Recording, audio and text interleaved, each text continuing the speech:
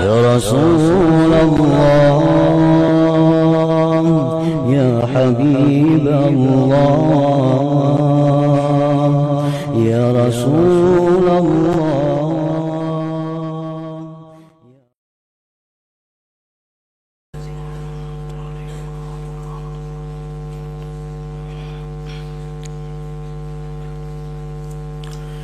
Bismillahirrahmanirrahim. Alhamdulillah nahmaduhu wa nasta'inuhu wa nastaghfiruh wa na'udzu billahi min shururi anfusina wa min sayyiati a'malina. May yahdihillahu fala mudilla lahu wa may yudlil fala hadiya lahu. Asyhadu an la ilaha illallah wahdahu la syarika lahu wa asyhadu anna sayyidana Muhammadan abduhu wa rasuluh. Allahumma salli wa sallim wa barik ala sayyidina wa maulana Muhammad wa ala alihi wa sahbihi wa man tabi'a hudah. Qala al-musannif rahimahullah wa nafa'ana bi ulumihi fid darain.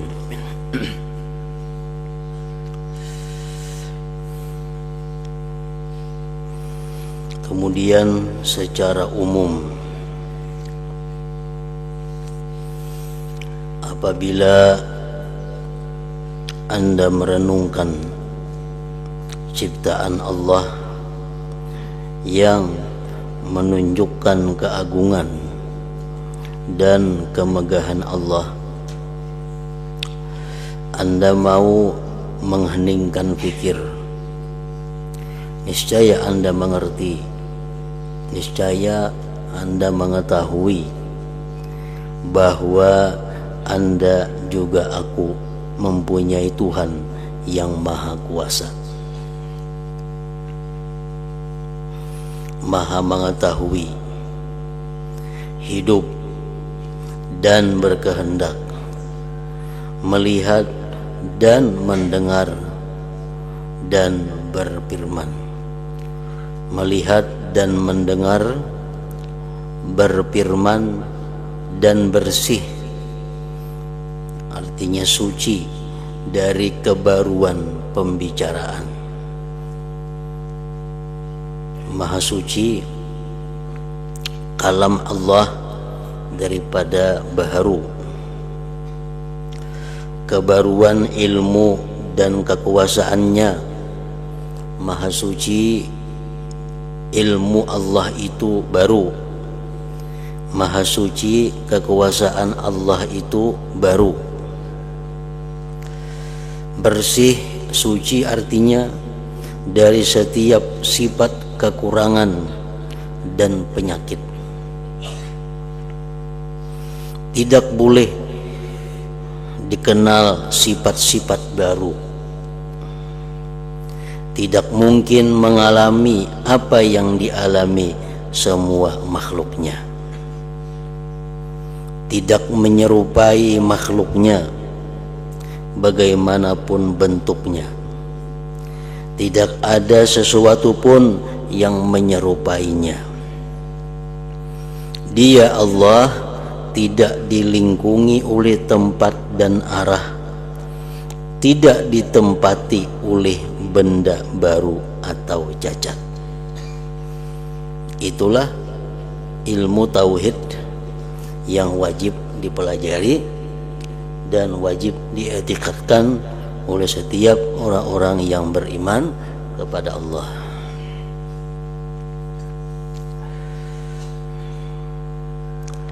Seterusnya Anda merenungkan mukjizat Nabi Muhammad dan kenabian beliau. Bila kita merenungi mukjizat yang diberikan Allah kepada Nabi, kita memikirkan mukjizat yang diberikan Allah kepada beliau, tentu Anda akan mengerti bahwa beliau adalah utusan Allah. Mengetahui bahwa Nabi Muhammad itu adalah Rasul Allah, orang yang terpercaya, Al-Amin, menyampaikan wahyu Allah. Dan Anda pasti menyadari kebenaran i'tikad orang-orang dahulu yang saleh, salafus saleh, yaitu bahwa Allah Ta'ala bisa dilihat,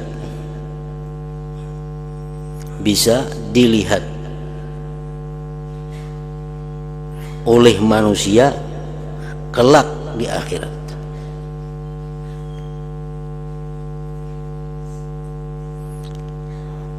Dan Allah itu wujud. Lagi pula tidak berada di arah yang terbatas. Al-Quran adalah kalamullah, bukan makhluk. Jadi Al-Quran itu adalah kalam Allah yang kadim, bukan kalam Allah yang diciptakan, bukan kalam Allah yang baharu. Bukan merupakan huruf. Al-Quran itu bukan merupakan huruf yang dapat dipisah-pisah. Bukan pula berupa suara. Karena seandainya demikian, niscaya Al-Quran termasuk makhluk. Kalau Quran itu bahuruf seperti kitab ini, maka Al-Quran itu jadinya adalah baharu. Sedangkan Quran itu kadim, tentu tidak berhuruf, tidak bersuara, tidak berawal, dan tidak berakhir. Al-Quran kalamullah. Di dalam alam nyata dunia dan alam tidak berwujud, artinya alam yang kada bisa dijangkau dengan panca indera yang 5, alam malakut,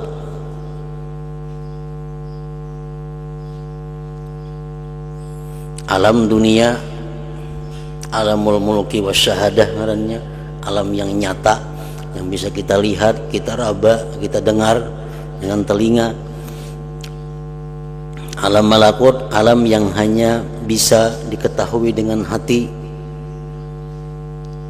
Nah, alam malakut atau alam dunia, seluruh gerak hati, lirikan dan tulihan mata, semua berlaku menurut qada dan takdir Allah. Itu wajib diiktikadkan di dalam hati.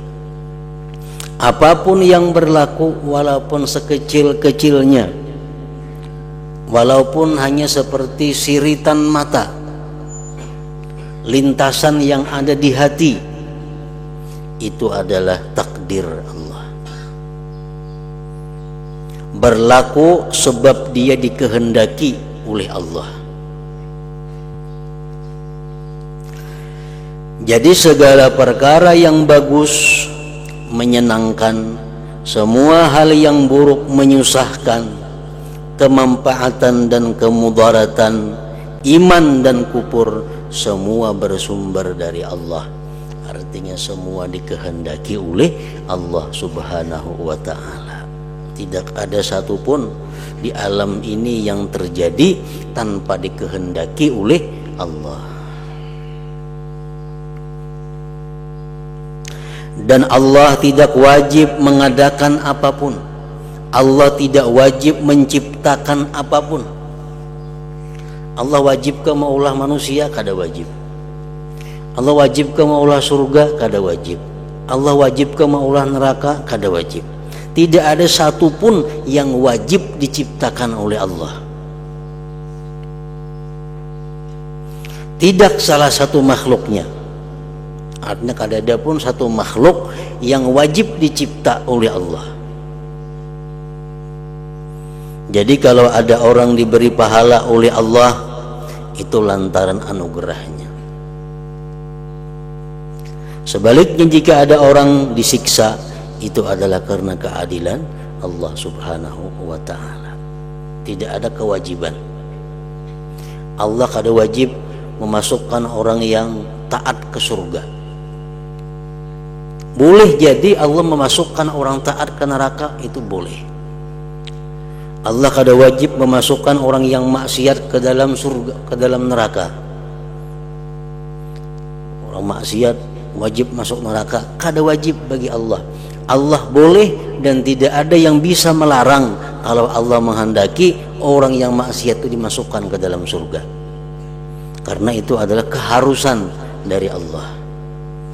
Allah memasukkan orang beriman ke surga semata-mata fadlihi, anugerah. Allah memasukkan orang-orang yang maksiat ke neraka itu biadlihi, dengan keadilan Allah Subhanahu wa ta'ala.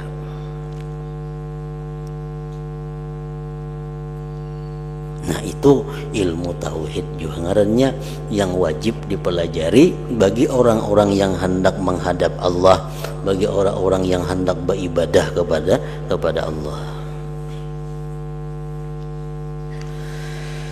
Anda juga tentu mengetahui kebenaran mengenai persoalan akhirat yang diterangkan oleh Nabi Muhammad sallallahu alaihi wasallam. Kita wajib mempercayai apa-apa yang didatangkan oleh Nabi kita, yang diterangkan oleh Nabi kita, seperti ada penggiringan makhluk Allah dan bangkitnya manusia dari kubur.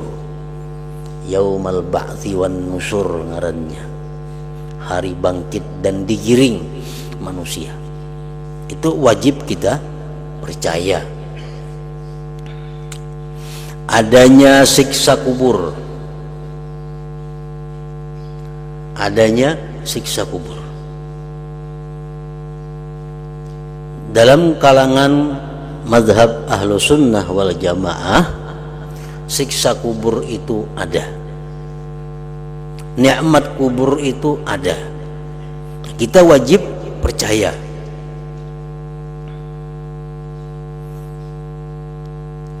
Adanya siksa kubur. Nah, jadi orang mati begitu dimasukkan ke dalam kubur, nah orang ini sudah berpindah alam dari alam nyata dunia kepada alam barzakh. Alam barzakh itu adalah bagian daripada alam malakut. Yang kadakawa dilihat dengan mata, kadakawa didengar lawan telinga. Misalnya orang mati, nah, dipatak, didengarakan, disiksa di kubur ini kadakawa. Kenapa? Karena itu bagian daripada alam malakut. Telinga kada berfungsi. Karena panca indera nang 5 ini hanya untuk alam mulki wasyahadah, alam nyata. So, misalnya kita lawan kawan betatai guring. Kalau kawan kita guring, kemudian kita bangun. Kawan kita ini datang guring, kita mimpi dipukuli orang, mimpi disasahi orang gila. Tahulah kita di pinggiran melihat, kita nggak ada tahu. Kenapa? Karena beda alam. Kita di alam nyata, ini di alam mimpi. Kawan kita nang guring kita mimpi makan nang nyaman-nyaman, mimpi macam-macam rami-rami, kita nang dihiga kaulah mengetahui kada kawa. Nah, itu contoh bahwa alam barzakh kepada kita seperti itu. Kayak apapun nikmatnya orang dalam kubur, kada kawa kita lihat dengan mata, kada kawa didengar lawan telinga. Bagaimanapun siksa di kubur, kayak itu juga kita kada kawa mendengar, kada kawa melihat. Tetapi kita wajib percaya karena itu dijelaskan oleh Rasulullah sallallahu alaihi wasallam. Adanya pertanyaan malaikat munkar dan nakir.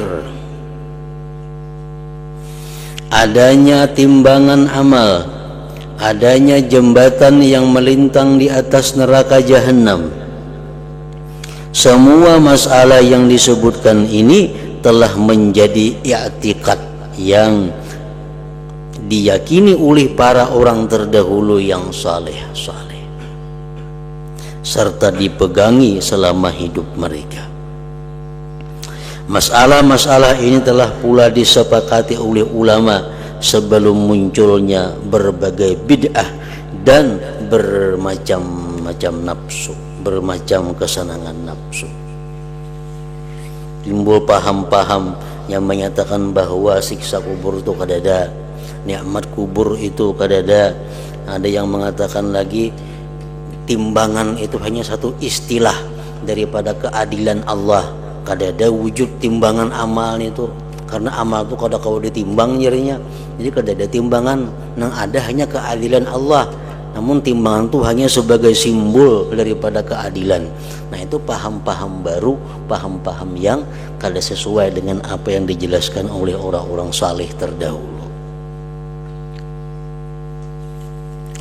Semoga Allah berkenan melindungi kita dari mengikuti kesenangan nafsu tanpa ada dalil. Selanjutnya Anda merenungkan tentang perbuatan hati, amal hati yang wajib dan yang dilarang, yang akan dijelaskan dalam kitab ini, supaya Anda mempunyai pengetahuan mengenai gerak-gerik hati. Dalam kitab ini nantinya akan dijelaskan beliau tentang gerak-gerik hati. Dari mana itu gerak-gerik hati? Apakah itu dari Allah? Apakah itu dari malaikat? Apakah dari syaitan? Apakah dari nafsu?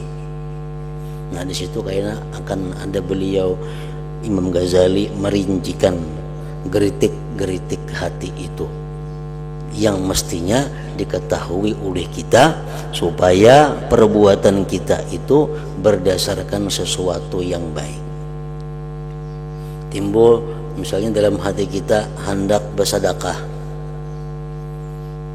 Dari mana timbulnya hendak bersedekah ini? Bisa dari Allah langsung kepada kita, bisa dari malaikat ikam bersedekah, bisa dari syaitan ikam bersedekah, bisa dari nafsu yang menggelitik hati kita ikam bersedekah. Nah, kita mestinya bisa membedakan mana geritik hati dari Allah, malaikat, nafsu, syaitan. Kalau geritik hati dari Allah, dari malaikat menyuruh kita bersedekah, segeralah bersedekah. Kalau geritik hati kita daripada syaitan, daripada nafsu menyuruh bersedekah, tentu kita kada usah bersedekah. Nah, membedakan geritik hati macam apa itu dari syaitan, sesuatu yang perlu, yang mesti diketahui oleh orang-orang yang hendak beribadah kepada Allah Subhanahu wa taala. Karena bila dari syaitan atau dari nafsu menyuruh kita, apapun bentuk suruhannya pasti ujungnya kada baik. Walaupun awal-awalnya kelihatan baik. Nafsu syaitan menyuruh kita bersedekah, menyuruh kita membaca Quran, menyuruh kita buat amalan ini itu, tapi itu dari nafsu, dari syaitan. Nah, kayaknya ujungnya kada pahala, kada yang didapat dosa. Karena itulah tujuan daripada syaitan. Nah, jadi perlu waspada dengan apa-apa yang timbul dari hati itu. Kemudian hendaklah Anda mengetahui apa yang Anda butuhkan buat dikerjakan, seperti bersuci. Nah, jadi dalam ilmu tauhid nang kayak tadi nang perlu kita kaji. Ada sebanyak-banyak ilmu tauhid dikaji. Cukup kayak tadi. Ilmu tasawuf nang urusan hati namanya nang dilakukan, namanya nang ditinggalkan. Nah, urusan fikih apa yang mesti kita kaji, apa yang mesti kita pelajari sebelum beribadah, seperti bersuci, membersihkan diri daripada hadas dan najis. Nah, itu wajib dipelajari, karena disinilah permulaan daripada ibadah. Bila uduknya sudah terbakar, sembahyangnya terumpat juga. Nah, sembahyangnya otomatis kada sah, karena wudunya kada sah. Istinja kada biris, otomatis sembahyangnya jadi kada biris. Nah, jadi wajib setiap mukmin dan mukminah, muslim dan muslimah mempelajari dengan rinci masalah bersuci itu. Salat, puasa, dan sebagainya. Kalau Anda sudah melaksanakan semua ini, ilmu tauhid sudah kita pelajari dengan kadar yang wajib, ilmu tasawuf sudah kita pelajari, ilmu fikih sudah kita pelajari, berarti Anda telah mengerjakan apa yang dipardukan Allah Ta'ala yang menuntut Anda dalam hal ilmu. Bila sudah begitu, Anda menjadi ulama umat Muhammad yang berakar ilmunya. Lalu jika Anda mengamalkan ilmu Anda dan menyungsung apa yang menjadi keperluan Anda di akhirat, berarti Anda telah menjadi hamba yang alim, lagi beramal karena Allah, dengan waspada, tidak bodoh dan ikut-ikutan belaka. Bukan pula orang yang lalai. Jadi Anda sudah memiliki kemuliaan yang agung. Ilmu Anda besar sekali nilainya dan bakal memperoleh ganjaran yang besar dari Allah. Anda telah menempuh akabah jalan yang sulit ini dan sudah Anda tinggalkan di belakang Anda. Anda telah memenuhi hak ilmu dengan seizin Allah. Nah, jadi kalau sudah kita belajar ilmu-ilmu yang kita perlukan sebagai modal, sebagai bahan untuk beribadah, berarti jalan atau tangga pertama sudah kita lalui. Tangga yang pertama yang mesti dinaiki oleh orang yang hendak mencapai Allah, nah tangga ilmu. Allah jualah yang dimintai untuk membantu Anda dan membantuku dengan baiknya pertolongan dan memudahkan pelaksanaan. Sungguh Allah adalah zat yang maha pengasih dan maha pemurah. Tidak ada daya menyingkir menjauh dari maksiat, dan tidak ada kekuatan melakukan ibadah kecuali dengan mendapatkan pertolongan Allah Subhanahu wa Ta'ala yang maha luhur dan maha agung. Nah, ilmu sudah beres. Akabah yang kedua, akabatut taubah. Sesudah kita belajar ilmu yang diperlukan sebagai modal kita, yang kedua tangga yang kita naiki adalah akabatut taubah, tangga tobat.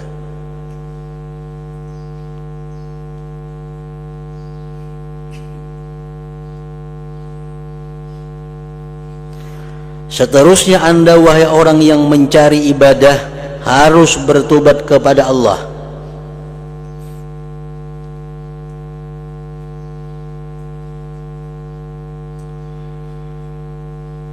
Yang demikian itu disebabkan dua hal. Kenapa tobat ini menduduki tangga yang kedua? Sebab dua perkara. Satu, agar memudahkan Anda melakukan ibadah kepada Allah.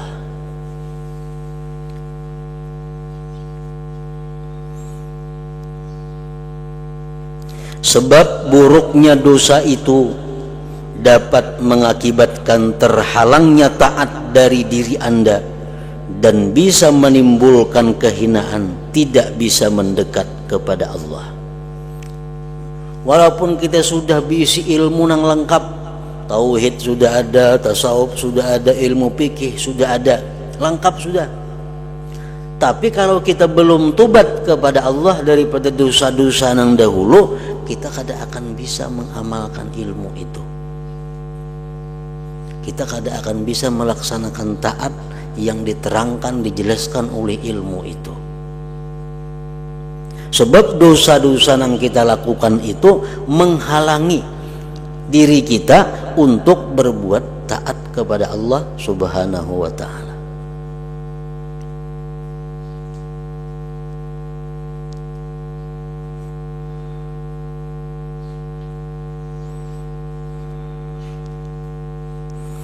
Ketahui pula lah bahwa dosa yang menjerat diri Anda itu menyentuh Anda dari berlaku bakti berbakti kepada Allah dan bersecepat melayaninya, karena beratnya dosa dapat mencegah ringannya diri untuk melakukan kebaikan dan gairah berbakti kepada Allah.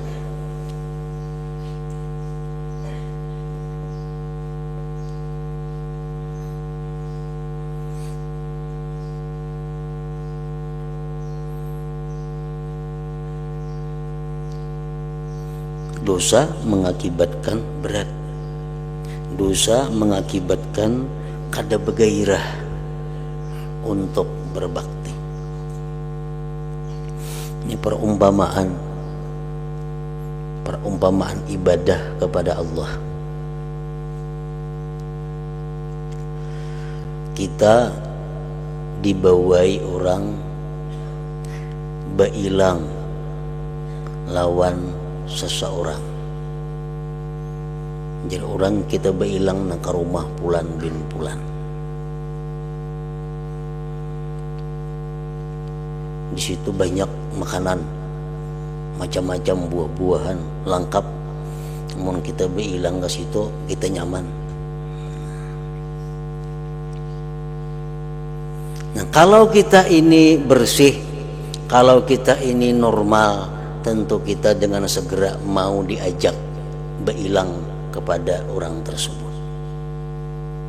Tentu kita dengan senang hati kita beilang, karena sidin undang umpamanya. Dengan senang hati kita dengan segera, dengan bergairah kita beilang ke rumah sidin itu. Karena di situ macam-macam hidangan, macam-macam hadiah disediakan. Tetapi kalau kita ini musuh lawan sidin, kita diberi orang beilang ke rumah sana, nah orang bagi duit situ, bagi makanan macam-macam, asik kita beilang situ. Kita nih musuh lawan sidin, kita biasa menampilin sidin, kita hutang kada bayar lawan sidin, kita menyakiti hati sidin. Nah, tentu kita beilang ke rumah sidin tuh malas. Tentu kita beilang ke rumah sidin itu kulir. Kenapa? Karena kita ada masalah lawan sidin. Karena kita ada kesalahan-kesalahan yang belum kita biriskan lawan sidin. Kayak apa banyak nyamannya di sana, hidangan-hidangan disediakan, kita dibawa kawan malas, ada bergairah. Kenapa? Supan, takutan bertemuan sidin karena banyak salah. Nah itu yang kita bisa lihat dengan alam nyata, dengan panca indera. Maka itu juga orang yang beribadah kepada Allah. Orang yang beribadah kepada Allah ini orang yang ziarah kepada Allah, orang yang menghadap Allah. Karena kita ini banyak kesalahan lawan Allah, banyak mengganggu apa-apa yang ujar Tuhan jangan diganggu, banyak berbuat zalim kepada makhluk Allah, banyak meninggalkan perintah-perintah Allah, sedangkan pemberian Allah kita terima terus. Nah, dibawai kawan kita menghadap Allah, tentu kita pasti malas, pasti kada bergairah, kulir. Kenapa? Karena kita ada masalah dengan Allah. Nah itu contohnya.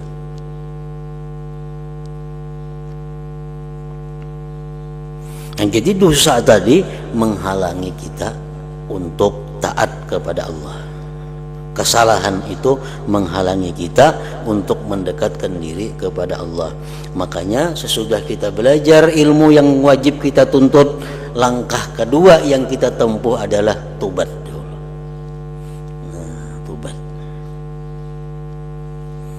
Kalau sudah kita lawan orang itu berilaan, sudah bersalaman, sudah meminta halal, orangnya dengan senang hati menghalalkan, orangnya dengan senang hati menyambut kedatangan kita, minta maaf, orangnya sudah melepaskan segala kesalahan kita, kita anggap kesalahan itu kadada, bersih sudah kita lawan orang itu. Nah, diundang orang kita ke rumahnya, tentu dengan senang hati kita datang ke rumah itu. Kenapa? Karena sudah kadada lagi masalah. Nah, kayak itu juga orang yang tobat daripada dosanya, kalau tobatnya diterima, maka dengan lapang hati, dengan gairah yang tinggi, orang itu akan melaksanakan ibadah kepada Allah.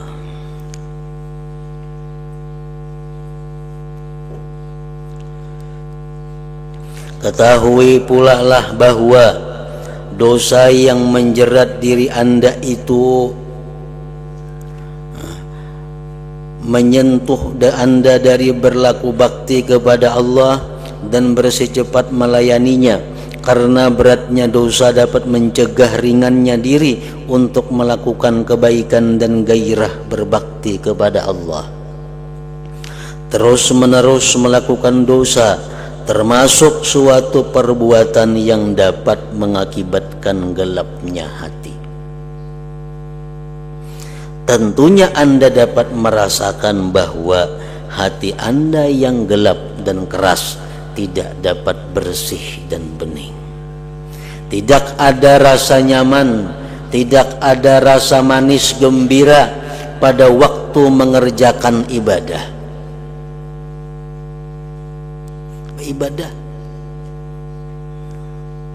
Kada ada rasa nyaman, kada ada merasa manis. Kenapa? Karena kita masih bermasalah lawan orang itu. Kita masih bermasalah lawan Allah Subhanahu wa Ta'ala. Begitu kita menghadap Allah, Allah berpaling daripada kita. Tentu kita kada merasa nyaman. Kita bisa berhilang ke rumah orang. Orangnya merangut nanti hilangi. Tapi mahirani lawan kita. Nyaman di rumah si jin itu kita. Kada nyaman. Musi rumahnya baik, makanannya nyaman, tapi ampun rumah ini menciling mata lawan kita.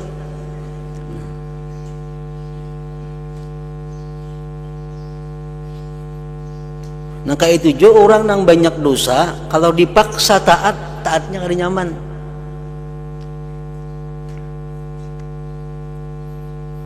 Karena Allah kada menghadapinya, Allah kada berkenan menerimanya. Tidak ada rasa manis gembira pada waktu mengerjakan ibadah jika tidak dilimpahi balas kasih Allah. Hal demikian bakal menyirit orangnya ke arah kekafiran dan celaka sungguh mengherankan. Akhirnya orang nang pahit kada nyaman beribadah ini malas beribadah. Malas beribadah akhirnya membawa kepada kekafiran terhadap Allah Subhanahu wa Ta'ala. Itu bahayanya orang nang kada tobat tadi. Dapatkah orang yang kotor dan keras hatinya diberi kemudahan untuk berbakti kepada Allah? Tentu tidak.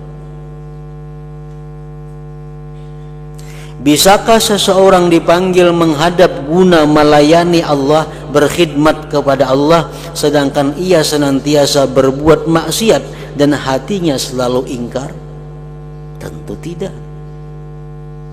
Bisakah seseorang diberi kesempatan untuk menghaturkan pengaduan kepada Allah sementara ia berlumuran dengan najis dan kotoran dosa? Tentu tidak.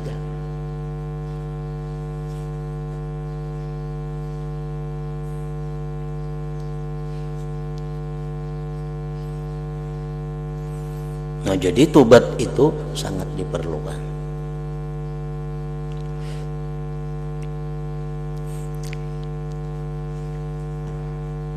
Dan tobat itu kada menunggu waktu, tobat itu kada menunggu tempat. Kena aku bertobat malam Jumat seminggu lagi nah. Kada usah menang malam Jumat kaina. Tobat itu kapanpun, dimanapun, saat apapun, kalau kita benar diterima oleh Allah. Di manakah? Kalau kita bujuk-bujuk tobat diterima oleh Allah, karena tobat itu perbuatan hati, kada perlu banyak waktu, kada perlu tempat.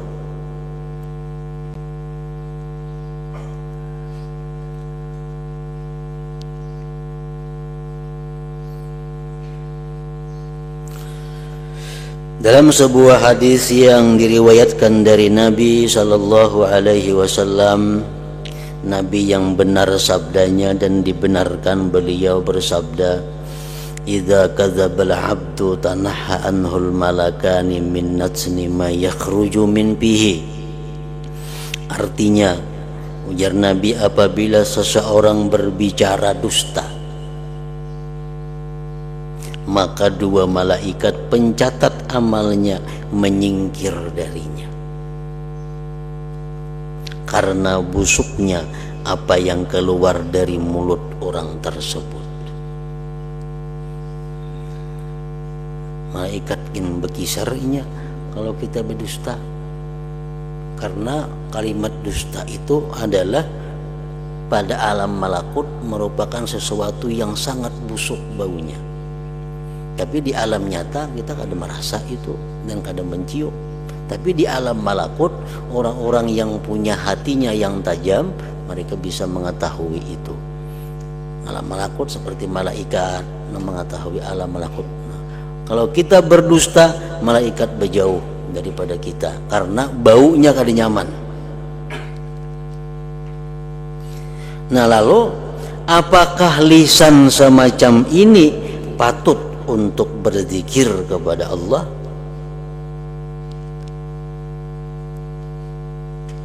Mulut yang kita berdusta tadi bau, dan bau terus menerus sampai kita tobat. Sampai kita tobat kepada Allah, tobatnya diterima, hanya hilang bau kada nyaman itu. Nah, mulut nang bau kayak itu, mulut nang bau kada nyaman itu, bau busuk itu, apakah patut dibawa berzikir kepada Allah? Tentu kada mau. Kita hendak sembahyang hanya bersiwak, kita bangun guring hanya bersikat gigi supaya bau mulut nyaman. Nah, itu alam nyata, alam zahir dunia. Nah, untuk alam malakut, membersihkan mulut kada lawan udul sikat gigi, kada lawan siwak. Nah, membersihkan mulut di alam, untuk urusan alam malakut itu adalah dengan tobat daripada dosa-dosa yang keluar di mulut. Kita berzikir, mulut kita berbau, kayak apa Allah menghadapi? Malaikat aja berjauhan. Pada orang berzikir mesti malaikat datangan. Ini kada berjauhan. Kenapa? Mulut nang berzikir ini bau. Kenapa bau? Bakas berbuat nang haram mulutnya, belum tobat kepada Allah Subhanahu wa taala. Nah, makanya dalam wudu, dalam kita berwudu itu dicontohkan, diajarkan. Sebenarnya berwudu itu bukan hanya mensucikan hadas, tetapi hendaknya mensucikan dosa. Supaya dengan berwudu itu kita bukan hanya suci hadas kita, tapi suci juga batin kita daripada dosa. Kita bakukumur, itu kan berwudu, bakukumur itu simbol daripada membersihkan dosa-dosa di mulut.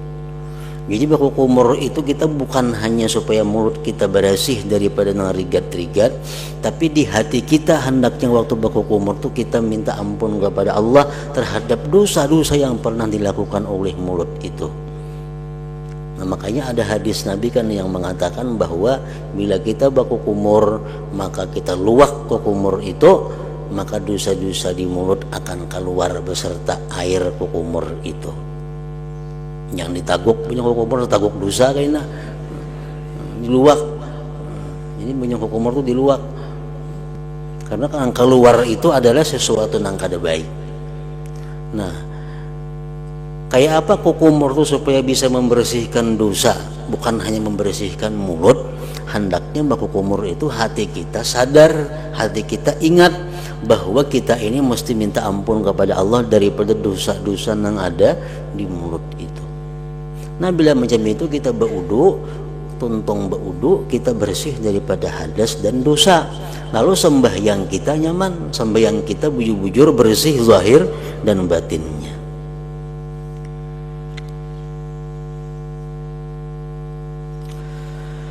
Jelaslah bahwa orang yang terus-menerus melakukan dosa itu pasti tidak dapat memperoleh pertolongan Allah. Dan anggota tubuhnya tidak bisa ringan buat mengerjakan ibadah. Jangankan orang yang berbuat dosa ini, kita yang di sampingnya tak umpat juga.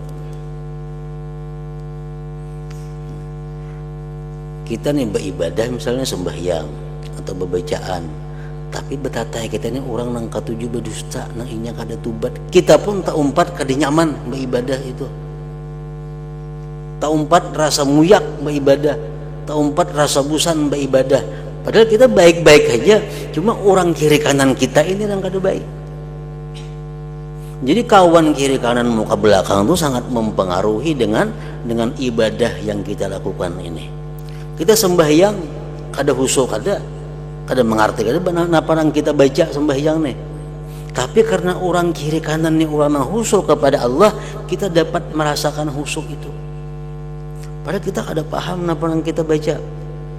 Tapi karena kiri kanan kita orang yang baik, yang mengerti, yang husuk, maka berkah keduanya ini kita akan dirasakan oleh Allah kehusukan itu. Nah kayak itu juga orang nang sembahyang kada kakaruan kiri kanan kita, walaupun kita husuk kita tak umpat juga kada karuan. Kenapa? Karena dikelilingi oleh orang nang kada baik itu.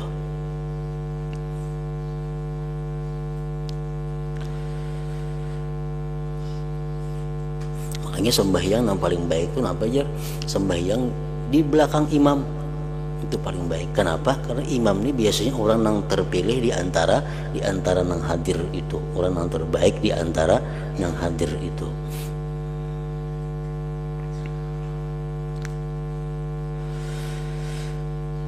Kalaupun sesekali sanggup juga mengerjakannya itu tentu dengan bersusah payah. Orang yang kebanyakan berisi dosa nih, sanggup juga sembahyang, sanggup juga berzikir, tapi susah payah inya, tapaluh inya.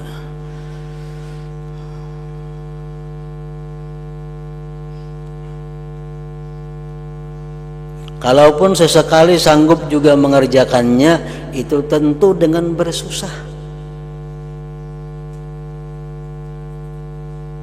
Ya, aku mau angkut pasir sejam pada baca Quran sejam. Masalah apa baca Quran sejamnya pada mengangkut pasir bulang bulik sejam.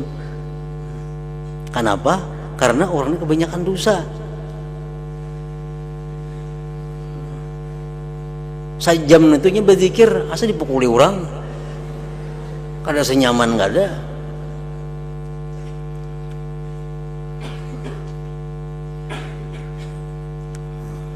Kalaupun sesekali sanggup juga mengerjakannya, itu tentu dengan bersusah payah. Sama sekali tidak terasa manis dan tidak bersih. Semua itu disebabkan oleh buruknya maksiat dan meninggalkan tobat.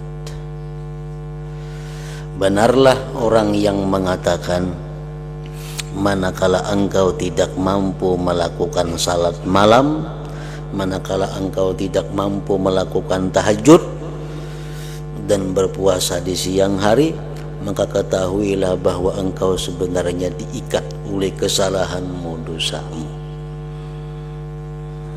Apalagi sembahyang tengah malam.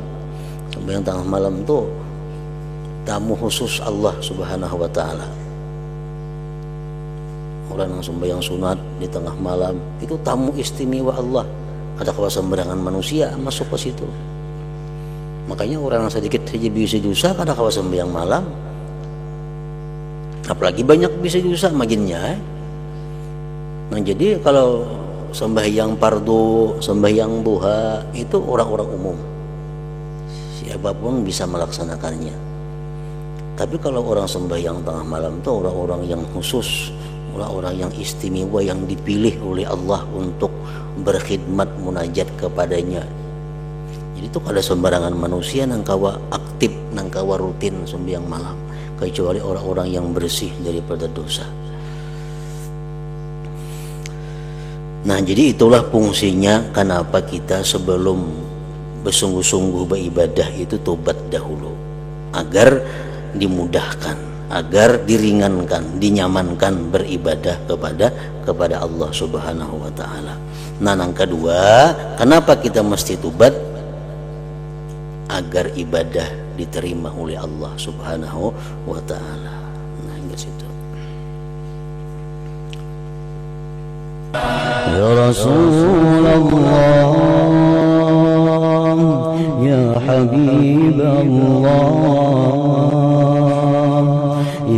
رسول